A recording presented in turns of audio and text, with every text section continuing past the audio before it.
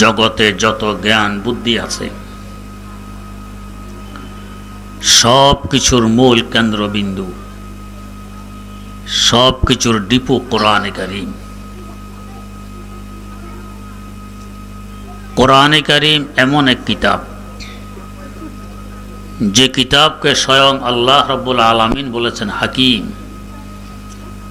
হিকমতে ভরা, জ্ঞানে পরিপূর্ণ।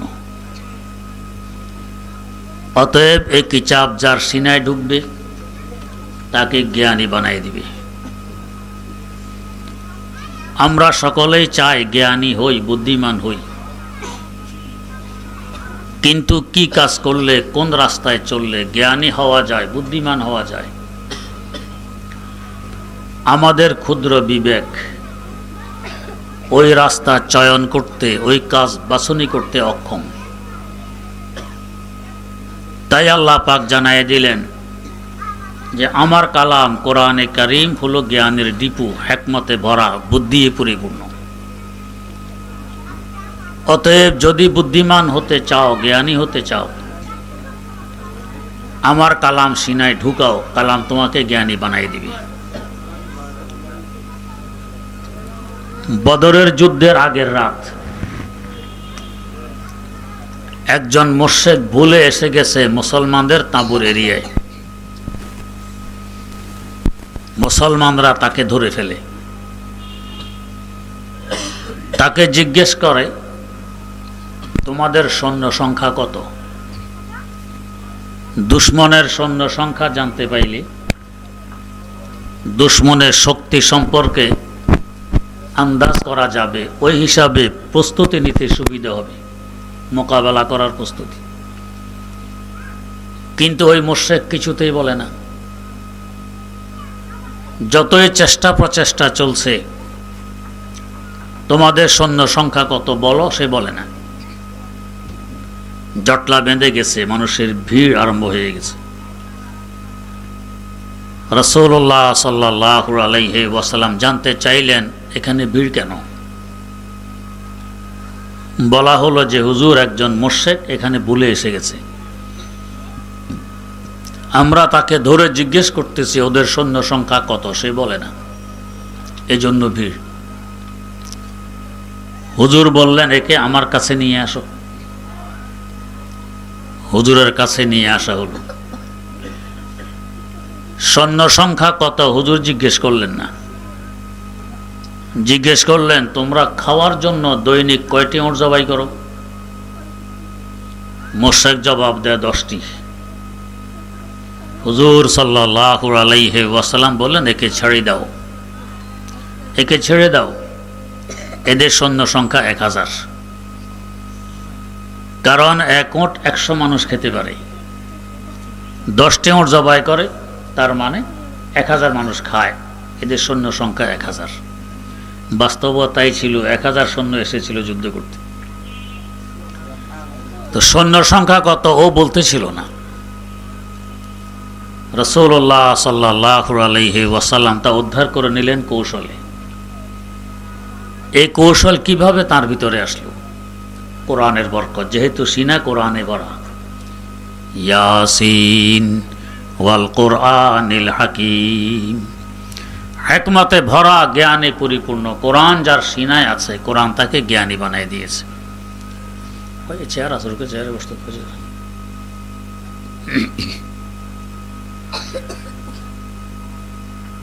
একবার দুই ব্যক্তি খেতে বসে, একজনের মালিকানাধীন 5টি রুটি, আর একজনের মালিকানাধীন 3টি রুটি। দুইজন একসাথে খেতে বসে। এই সময় একজন মুসাফির এসে বলছে, ভাই আমি ক্ষুধার্ত, আমার কাছে খাবারের কোনো ব্যবস্থা নেই, তবে টাকা আছে। তোমরা যদি আমাকে তোমাদের সাথে শরীক করে নাও, আমার ক্ষুধার আগুন নিভতে পারে, তবে আমি মুফতে খাবো না, টাকা দিয়ে খাবো। দুজন রাজি হয়ে গেল। দুজনের সম্মতিক্রমে মুসাফিরও একসাথে বসে খেয়ে নিল। যাওয়ার সময় 5 রুটিওয়ালার হাতে 8 টাকা দিয়ে সে চলে যায়। 5 রুটিওয়ালা এখন ভাগ করবে, ভাগ এভাবে করলো যে নিজে রাখলো 5 টাকা, 3 রুটির মালিক যে তাকে দিল 3 টাকা। 3 রুটির মালিক এ ভাগ মানতেছে না, ইনসাফ হয়নি। কিভাবে ইনসাফ হবে? সমান সমান ভাগ করলে তুমি 4 টাকা নেবে, আমাকেও 4 টাকা দিবে। এই বলছে ভাই দেখো তোমার রুটি ছিল 3টি, তাই তোমাকে 3 টাকা দিলাম, আমার ছিল 5টি, তা আমি 5 টাকা নিলাম। বেইনসাফের কি করলাম? কয় না, ইনসাফ হয়নি। ঝগড়া নিরসনের জন্য 3 রুটিওয়ালাই শরণাপন্ন হয় আলী মুর্তাজা রাদিয়াল্লাহু তাআলা আনহু। উভয়জন গেল তার খেদমতে। তো 3 রুটিওয়ালা মোকদ্দমা দায়ের করতেছে, হুজুর আমরা দুজনে খেতে বসেছি, একজন মুসাফির সাথে শরীক ছিল, সে খেয়ে দিয়ে 8 টাকা দিয়ে গেছে, উনি আমাকে 3 টাকা দেয়, নিজে 5 টাকা রাখে। এ ভাগ আমি মানি না, আমি সমান সমান চাই, ও আমার কথা মানে না। অতএব আপনার কাছে এসেছে ইনসাফের জন্য, আপনি ইনসাফ করুন। শোনার পর আলী মুর্তাজা রাদিয়াল্লাহু তাআলা আনহু বললেন, তুমি 5 রুটিওয়ালাকে আরো 2 টাকা ফেরত দিয়ে দাও, তুমি পাবে 1 টাকা, ও পাবে 60 টাকা। 3 রুটিওয়ালা বলে, হুজুর ও তো আমাকে 3 টাকাই দিয়েছিল, আপনি আরো 2 টাকা মাইনাস করে দিলেন, কমায় দিলেন, ইনসাফ হইল? হ্যাঁ, এটাই ইনসাফ। কিভাবে হইল? কথা হলে শোনো, তোমাদের দুইজনের মালিকানাধীন রুটি কয়টি ছিল? 8টি। খেয়েছ কয়জন? 3 জন। 3 দিয়ে 8কে ভাগ দিলে ভাগফল কি সমান হয়? হয় না। ভাগফল সমান করতে হলে রুটিগুলোকে ভাঙতে হবে, টুকরো টুকরো করতে হবে। 8 রুটিকে কয় টুকরা করলে ভাগফল সমান হবে? 24 টুকরা করলে ভাগফল সমান হবে। 3 8 24, এক একভাবে 8 টুকরা পড়বে। তো ধরো তোমাদের 8 রুটি হয়েছে 24 টুকরা, খেয়েছ 3 জন, তার মানে তুমি খেয়েছ 8 টুকরা, তোমার সাথে খেয়েছে 8 টুকরা, মুসাফিরও খেয়েছে 8 টুকরা। 8 টুকরার বিনিময়ে সে 8 টাকা দিয়ে যায়, মানে এক এক টুকরার বিনিময়ে 1 টাকা। ও কিন্তু ইনসাফ করেছে। এবারে আসো, তোমার রুটি কয়টি ছিল? কয় 3টি। এক এক রুটিকে 3 টুকরা করলে 3 রুটি কয় টুকরা হয়? 9 টুকরা। তো 8 টুকরা তো তুমিও খেয়ে ফেলেছ, অবশিষ্ট থাকে 1 টুকরা। ওই 1 টুকরার বিনিময়ে তুমি পাবে 1 টাকা। তোমার সাথে রুটি কয়টি ছিল? 5টি। এক এক রুটিকে 3 টুকরা করলে 5 রুটি কয় টুকরা হয়? 15 টুকরা। ও নিজে খেয়েছে 8 টুকরা, অবশিষ্ট আছে 60 টুকরা। ওই 60 টুকরা খেয়েছে মুসাফির, আর এক এক টুকরার বিনিময়ে সে দিয়ে গেছে 1 টাকা, অতএব সে পাবে 60 টাকা। প্রশ্ন শোনা মাত্র তৎক্ষণাৎ ইনসাফ ভিত্তিক বন্টন করে দিলেন। এই জ্ঞানের পরিচয় কিভাবে দিতে পারলেন? কোরআনের বরকত। সিনের ভিতরে কোরআন আছে। ইয়াসিন ওয়াল কোরআনিল হাকিম। হিকমতে ভরা, জ্ঞানে পরিপূর্ণ কোরআন যার সিনায় ঢুকেছে, কোরআন তাকে জ্ঞানী বানাই দিয়েছে। হিজরতের রাত রাসূলুল্লাহ সাল্লাল্লাহু আলাইহি ওয়াসাল্লামের বাড়ির চতুর্দিকে কাফেররা ঘেরাও দিয়ে আছে, বেষ্টনী দিয়ে আছে। ভোরে ভোরে ঘরে ঢুকবে, তাকে শহীদ করে ফেলবে। আল্লাহ রাব্বুল আলামিন ওহির মাধ্যমে সবকিছু তাকে জানাই দিলেন। তিনি এখন বেরিয়ে যাবেন, হিজরত করবেন, কিন্তু মক্কার অনেক মুশরিকের আমানত তার কাছে গচ্ছিত। আমানতগুলোর কি হবে এ নিয়ে তিনি পেরেশান। মালিককে আমানত কিভাবে পৌঁছানো যাবে, কিন্তু এই মুহূর্তে তিনি তো পৌঁছাতে পারতেছেন না। চিন্তা করুন, ইসলাম কার নাম, মানবতা কাকে বলে? যারা তার রক্তের পিপাসুক, তিনি তাদের আমানত আর পয়সা করে নিয়ে অস্থির, কিভাবে যথাযথ মালিককে পৌঁছানো যাবে। এই মুহূর্তে তিনি আলী মুর্তাজা রাদিয়াল্লাহু তাআলা আনহুকে ডেকে আনলেন, এনে বললেন, ভাই আলী, কাফেররা চতুর্দিকে বেষ্টনী দিয়ে আছে, আমাকে এই মুহূর্তে বেরিয়ে যেতে হবে হিজরতে, কিন্তু মক্কার মুশরিকদের আমানতগুলো আমার কাছে, এই মুহূর্তে আমানতগুলো আমি পৌঁছাতে পারতেছি না, অতএব দায়িত্ব তোমাকে দিলাম, আগামীকাল আমানতগুলো যথাযথ মালিককে পৌঁছিয়ে তুমিও হিজরত করবে। আলী মুর্তাজা রাদিয়াল্লাহু তাআলা আনহু বললেন, ইয়া রাসূলুল্লাহ, আপনার আদেশ শিরোধার্য, তবে আমার ছোট্ট একটি দরখাস্ত। কি দরখাস্ত? আপনি যে বিছানা মোবারকে ঘুমান, যে চাদর মোড় দিয়ে ঘুমান, ওই বিছানা মোবারকে, ওই চাদর মোবারক মোড় দিয়ে আমাকে একটু ঘুমানোর অনুমতি দিবেন। কেন তিনি অনুমতি চাচ্ছেন? পরবর্তীতে ফখর করবেন, গৌরব করবেন যে আমি চিনো আমি কোন আলী, যে আলী রাসূলের বিছানায় ঘুমিয়েছি, রাসূলের চাদর মোড় দিয়ে ঘুমিয়েছি, গৌরবের জন্য না। তিনি ভাবতেছেন কাফেররা বেষ্টনী দিয়ে আছে, ভোরে ভোরে ঘরে ঢুকবে, ঢুকে যদি দেখে বিছানা খালি, আল্লাহর নবী এখানে নেই, তারা হন্য হয়ে খুঁজবে, তাকে বের করে ফেলবে, অতঃপর শহীদ করে দিবে। আমি যদি তার বিছানা মোবারকে, তার চাদর মোবারক মোড় দিয়ে শুয়ে থাকি, ভোরে ভোরে ঘরে ঢুকবে, একটু একটু অন্ধকারও থাকবে, তলোয়ার মারবে, আমি আলী শেষ হয়ে যাব, তারা ভাববে মুহাম্মদ শেষ হয়ে গেছে, এই সুযোগে আমার নবী নিরাপদে মদিনায় পৌঁছতে পারবেন। চিন্তা করুন বিচক্ষণতা কেমন।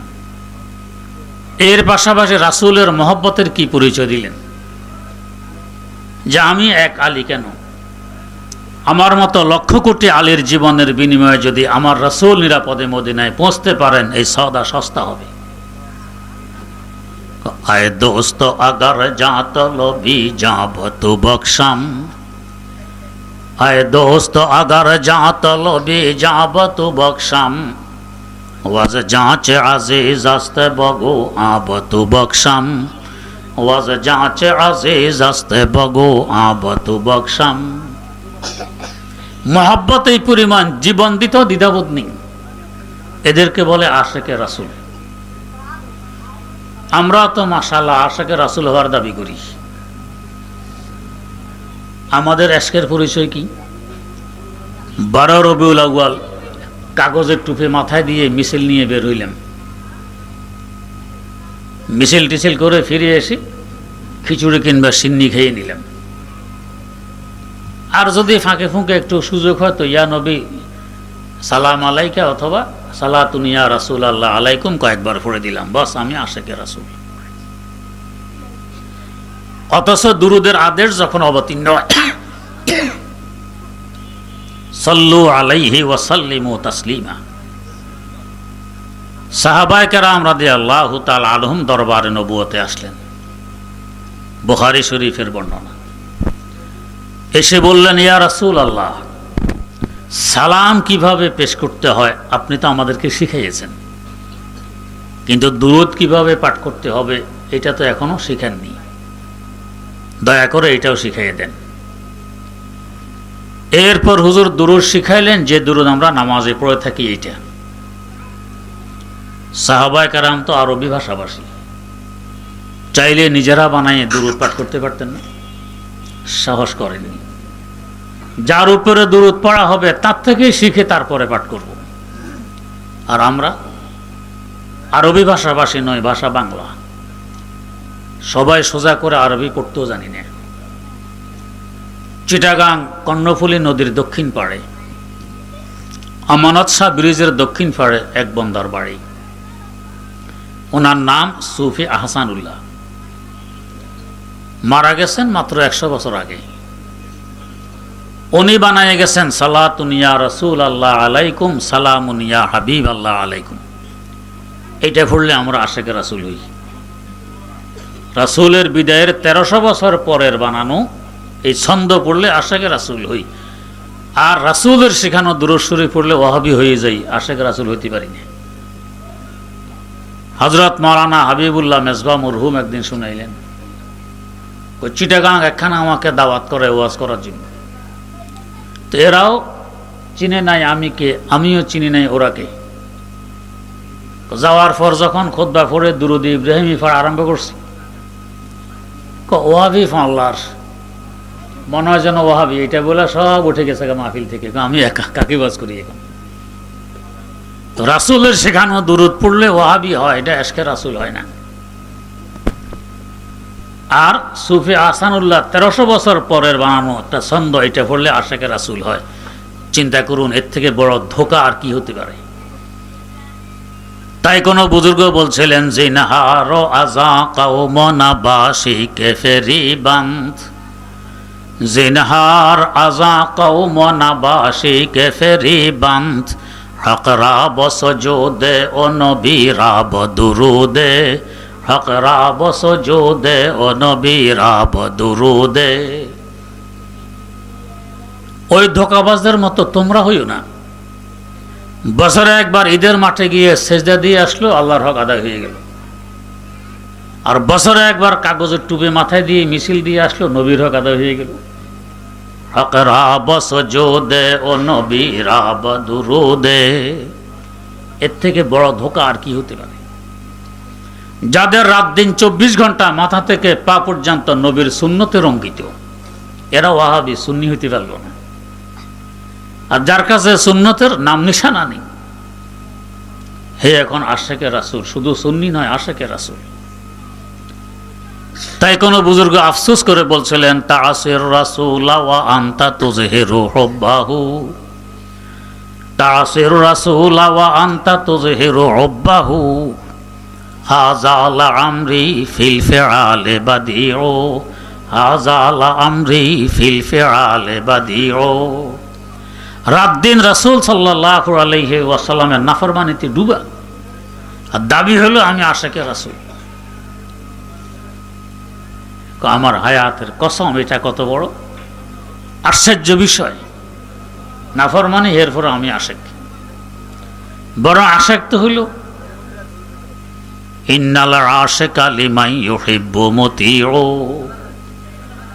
যে যার আশেক সে তার অনুকরণ করে, সে তার আনুগত্যশীল হয়। আমি যদি রাসূলের আশেক হই, তো রাসূলের প্রত্যেকটি সুন্নাত আমার মধ্যে পরিলক্ষিত হবে, তবেই তো আমি আশেকে রাসূল। তো আলী মুর্তাজা রাদিয়াল্লাহু তাআলা আনহু, আমি শেষ হয়ে যাব, শহীদ হব, অসুবিধা নেই, এই সুযোগে আমার নবী নিরাপদে মদিনায় পৌঁছবেন। কেমন বিচক্ষণতার পরিচয় দিলেন! বরকত কিসের? কোরআনের বরকত। ইয়াসিন ওয়াল কোরআনিল হাকিম, হিকমতে ভরা, জ্ঞানে পরিপূর্ণ কোরআন যার সিনায় ঢুকেছে, কোরআন তাকে জ্ঞানী বানায় দিয়েছে। আরো আশ্চর্য হবেন, ভোরে ভোরে 18 গোত্রের 18 জন সর্দার ঘরে ঢুকে পড়েছে তলোয়ার হাতে নিয়ে। রাসূলুল্লাহ সাল্লাল্লাহু আলাইহি ওয়াসাল্লামকে ধরা থেকে বিদায় করে দিবে। 18টি তলোয়ার উপরে উঠলো, এখন পড়বে। চাদরের নিচে যিনি ঘুমিয়ে আছেন 19 খণ্ডে খণ্ডিত হয়ে যাবেন। এই মুহূর্তে আবু জাহেল বলছে, তোমরা একটু থামো। ওই কি? চাদরের নিচে ঘুম অবস্থায় তাকে হত্যা করলে আমাদের বাহাদুরি প্রকাশ হবে না। চাদর সরাই, একে জাগাই, এরপরে হত্যা করি, বাহাদুরি প্রকাশ হবে। আমার আল্লাহর হিকমতকে বুঝতে পারে।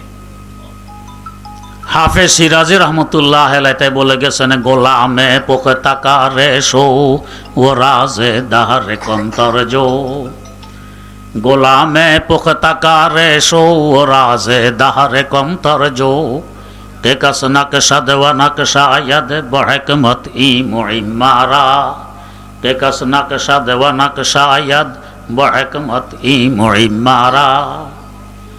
আমার আল্লাহর হিকমত কে বুঝতে পারে? আবু জাহেল চাদর টান দিল, চাদর টান দিয়ে সরাই দেখে চেহারা আলীর, মোহাম্মদের চেহারা নয়। হায় হায় হায়! সারা রাত পাহারাদারি করলাম ঘুম নিনবাদ দিয়ে, এত কষ্ট, জ্বলে গেল সব। মোহাম্মদ তো নেই। তেলে বেগুনে গরম হয়ে জিজ্ঞেস করছে, আলী তাড়াতাড়ি বলো তোমার ভাই মোহাম্মদ কোথায়? 18টি তলোয়ার উপরে, তলোয়ারের ছায় হযরতে আলী। এমন পরিস্থিতির শিকার হলে আমরা কি করতাম? বা আগে প্রাণ ভিক্ষা চাই, এরপরে কথা। আলী মুর্তাজা রাদিয়াল্লাহু তাআলা আনহু সিংহের মতো গর্জে উঠলেন। আবু জাহল, আশ্চর্য ব্যাপার, এই তোমার বুদ্ধির পরিচয়? রাতভর পাহারাদারি করেছো তোমরা, সজাগ ছিলে তোমরা, আমি চাদর নিচে ঘুমিয়ে আছি। সজাগ ব্যক্তি ঘুমন্ত ব্যক্তিকে জিজ্ঞেস করতেছ মোহাম্মদ কোথায়? জিজ্ঞেস তো আমি তোমাদেরকে করব, আমার ভাই মোহাম্মদকে কি করেছো তাড়াতাড়ি বলো। আবু জাহালের চেহারায় চুনকালি পড়ে গেল। কথা তো ঠিক, হযরতে আলীর বয়স তখন মাত্র 21 বছর। এই 21 বছর বয়সের যুবক, আর আবু জাহাল যার উপাধি ছিল আবুল হাকাম, জ্ঞানের পিতা, মূর্খতার পরিচয় দিয়ে দিল। সজাগ ব্যক্তি এসে ঘুমন্ত ব্যক্তিকে জিজ্ঞেস করে অমুক কোথায়। কেন এই আবুল হাকাম জ্ঞানের পিতা আবু জাহাল মূর্খতার পিতায় পরিণত হইল? আল্লামা রুমি রহমতুল্লাহ আলাইহি মুসনাবিতে বলতেছেন, আবুল হাকাম না মাসবুদ বু জাহালে শোধ, বুল হাকাম না মাসবুদ বু জাহালে শোধ, আয় বসা আহলাজ হাসাদ না আহলে শোধ, আয় বসা আহলাজ হাসাদ না আহলে শোধ। হিংসার কারণে জ্ঞানের পিতা মূর্খতার পিতায় পরিণত হইল। হিংসা মানুষকে এভাবে ধ্বংস করে দেয়। চুনকালি পড়ে গেল, মূর্খতার পরিচয় সামনে চলে আসলো, নির্বুদ্ধিতার পরিচয় সামনে আসলো 21 বছর বয়সের যুবকের সামনে। হযরতে আলী বুদ্ধির পরিচয় কিভাবে দিলেন? ইয়াসিন ওয়াল কোরআনিল হাকিম, হিকমতে ভরা জ্ঞানে পরিপূর্ণ কোরআন যার সিনায় ঢুকেছে, কোরআন তাকে জ্ঞানী বানাই দিয়েছে। কথায় কথা আসে। খ্রিস্টানরা যখন এই দেশ দখল করে, ইংরেজ বেনিয়ারা, তারা তাদের দেশ থেকে, ইউরোপ থেকে বড় বড় পণ্ডিত, বড় বড় পাদ্রী আমদানি করেছে এই দেশে। মুসলমান আলেমদের সাথে বহস করবে, তর্ক করবে, হারাই দিবে। এরপর বলবে ইসলাম ধর্ম সত্য নয়, আমাদের ধর্ম সত্য। আলহামদুলিল্লাহ, একটা বহসে কোনো খ্রিস্টান পণ্ডিত জয়ী হতে পারেনি। এমনকি এক খ্রিস্টান পাদ্রী তো বহসে হেরে গিয়ে আত্মহত্যা করেছে লজ্জায়। এমনই এক পাদ্রী এসে সিরাজুল হিন্দ শাহ আব্দুল আজিজ মুহাদ্দিস দেহলভী রহমতুল্লাহ আলাইকে প্রশ্ন করে, হুজুর, আমি একজন মুসাফির, পথ চলছি, এক জায়গায় গিয়ে দেখি রাস্তা দুদিকে চলে গেছে। আমার গন্তব্যে কোন রাস্তা গেছে আমি চিনি না, আর এখানে দেখি মানুষও দুইজন আছে, একজন সজাগ বসে আছে আর একজন নাক টেনে ঘুমায়। আমি রাস্তা কাকে জিজ্ঞেস করব? আমরা কি জবাব দিতাম? যে সজাগ বসে আছে তাকে জিজ্ঞেস করবো আমার রাস্তা কোনটা, অমুক জায়গা যাওয়ার রাস্তা কোনটি। সিরাজুল হিন্দ শাহ আব্দুল আজিজ মুহাদ্দিস দেহলভী রহমতুল্লাহ আলাইহি জবাব দিলেন, ওই সজাগ লোকটি যেভাবে বসে আছে তুমি এভাবে বসে থাকবা ঘুমন্ত ব্যক্তি সজাগ হওয়া পর্যন্ত। ও সজাগ হলে তাকে জিজ্ঞেস করে রাস্তা চিনতে হবে। পাদ্রী বলে উল্টা জবাব দিলেন? তো মোটো উল্টা দেয়নি। কিভাবে উল্টা দিলেন না? এই সজাগ লোকটাও রাস্তা চিনে না, তাই সে অপেক্ষায় আছে ঘুমন্ত ব্যক্তি কখন জাগবে তাকে জিজ্ঞেস করে রাস্তা অতিক্রম করবে। ঘুমন্ত ব্যক্তি রাস্তা চিনে, তাই কোনো টেনশন নেই, নাক টেনে ঘুমায়। রাস্তা না চিনলে টেনশনে তারও ঘুম আসতো না, বসে থাকতো কে রাস্তা চিনে তার অপেক্ষায়। এরপরে বললেন, তুমি এ প্রশ্ন কেন করেছো আমি কি বুঝিনি? যদি আমি বলতাম সজাগ লোককে জিজ্ঞেস করতে হবে, তৎক্ষণাৎ তুমি বলতে তাহলে খ্রিস্ট ধর্ম মানতে হবে, ইসলাম ধর্ম মানা যাবে না। কারণ খ্রিস্ট ধর্মের নবী জিন্দা, ঈসা আলাইহিস সালাম এখনো ইন্তেকাল করেননি, সজাগ। আর ইসলাম ধর্মের নবী মদিনা ফাঁকে ঘুমাইতেছেন, আরাম করতেছেন। তাই ঘুমন্ত ব্যক্তিকে জিজ্ঞেস করলে গন্তব্য তথা জান্নাতে পৌঁছা যাবে না, সজাগ ব্যক্তিকে জিজ্ঞেস করতে হবে। সজাগ তো ঈসা আলাইহিস সালাম, তো ওই ধর্ম মানতে হবে। তুমি তো এই কথা বলতে। তোমার নবী অপেক্ষায় আছে কিয়ামতের আগে আবার আসবে আমার ঘুমন্ত নবীকে জিজ্ঞেস করার জন্য। দীর্ঘ 7 বছর তার দিন অনুযায়ী আমল করে তিনিও জান্নাতে যাবেন। অতএব তোমার ধর্ম মানলে এখন চলবে না, মানতে হবে আমার ধর্ম। এই বিচক্ষণতা কিসের বরকত? কোরআনের বরকত। ইয়াসিন ওয়াল কোরআনিল হাকিম, হিকমতে ভরা জ্ঞানে পরিপূর্ণ কোরআন যার সিনায় ঢুকেছে, কোরআন তাকে জ্ঞানী বানিয়ে দিয়েছে। আমাদের মযহাবের ইমাম, ইমামুদ দুনিয়া, ইমামুল আইম্মা আল ইমামুল আযম হযরত আবু হানিফা রাহিমাহুল্লাহ, এক শিয়ার সাথে ওনার বহস, তর্ক অনুষ্ঠান। উনি স্টেজে উঠার সময় ওনার জুতা জোড়া একবারে বগলে নিয়ে তো স্টেজে উঠলেন। যে শিয়ার সাথে তর্ক হবে, বহস হবে, সে বলতেছে, আবু হানিফা তোমার আদব লেহাজ নেই? কই কি? কে সবার সামনে দিয়ে জুতা বগলে নিয়ে উঠছো স্টেজে, জুতা ওখানে রাখলে কি সমস্যা হইত? জবাব দিলেন, না, বগলে নিয়ে আসার কারণ হলো আমি শুনেছি আল্লাহ নবীর জমানায় শিয়ারা জুতা চুরি করত, এই ভয়ে জুতা বগলে নিয়ে উঠছি। শিয়া বলে, কি মিথ্যা কথা বলো, নবীর জমানায় কি শিয়া ছিল? তখন তো শিয়া ছিলই না, কোথেকে চুরি করবে? ও ভাই, ভুল হয়ে গেছে, হযরত আবু বকর রাদিয়াল্লাহু তাআলা আনহু জমানায় জুতা চুরি করত। আবারও মিথ্যা বলো, আবু বকরের জমানায় কি শিয়া ছিল?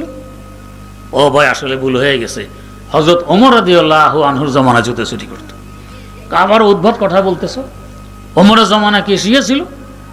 ও ভাই, আসলে ভুল হয়ে গেছে, হযরত ওসমান গনি রাদিয়াল্লাহু আনহুর জমানায় জুতা চুরি করত। আবারও মিথ্যা কথা বলো, ওসমানের জমানায় শিয়া ছিল? এবারে ইমাম আযম মুখ খুললেন, যে শিয়ার অস্তিত্ব রাসূলের জমানায় ছিল না, আবু বকরের জমানায় ছিল না, ওমরের জমানায় ছিল না, ওসমানের জমানায় ছিল না, নব আবিষ্কৃত একটি সম্প্রদায়, এটা আবার হক হইতে পারে? এ তো বাতিল। হক হলে তো এই জমানায় থাকতো। আহলুস সুন্নাত ওয়াল জামাত নবীর জমানায় ছিল, এটা হক এখনো আছে। শিয়া এই জমানায় ছিল না, পরবর্তীতে এসেছে, এ তো বাতিল একটা সম্প্রদায়। শিয়ালা জবাব দিতে পারতেছে না। কিসের বরকতে? বিচক্ষণতার পরিচয় দিলে কোরআনের বরকতে।